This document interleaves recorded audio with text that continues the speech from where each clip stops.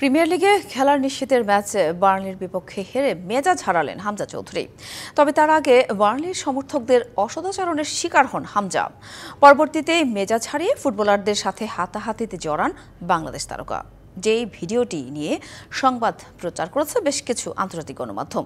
তবে এখনও সুযোগ আছে শেফিল্ডের নকআউট প্লে অফে দুটি ম্যাচ জিততে হবে হামজার দলকে।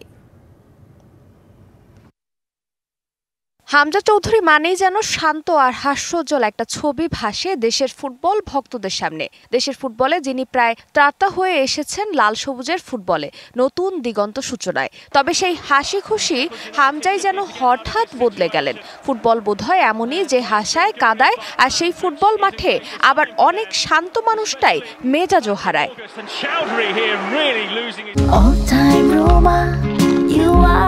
All time Roma. Taste it, love it. বলছি হামজা শেফিল্ড ইউনাইটেড আর বার্নলি ম্যাচের কথা। প্রিমিয়ার লিগে জায়গা করে নেওয়ার সম্ভাবনা বাঁচাতে বার্নলির বিপক্ষে জয় ছাড়া ভিন্ন কোনো উপায় ছিল না শেফিল্ড ইউনাইটেডের সামনে। তবে হামজা চৌধুরীর দল এমন জটিল সমীকরণের ম্যাচে 2-1 গোলে হেরেছে বার্নলির কাছে। বিপরীতে লিডস ইউনাইটেডকে সঙ্গী করে আগামী মৌসুমে আবারও প্রিমিয়ার লিগে খেলা নিশ্চিত করে ফেলেছে বার্নলি।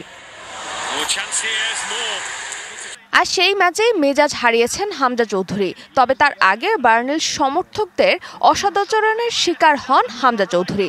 পরবর্তীতে মেজাজ হারিয়ে ফুটবলারদের সাথে হাতাহাতিতে জড়ান বাংলাদেশ তারকা।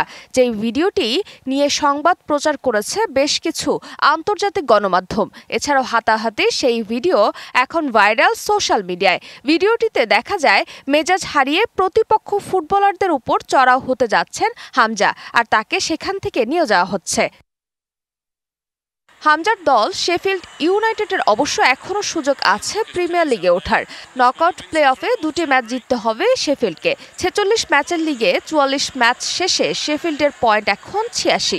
শেফিল্ডকে হারানো বার্নলির পয়েন্ট সমান ম্যাচ 94, লিডস ইউনাইটেডের পয়েন্ট 94। ফারজানা জাহান প্রিয়া, ডিবিসি নিউজ।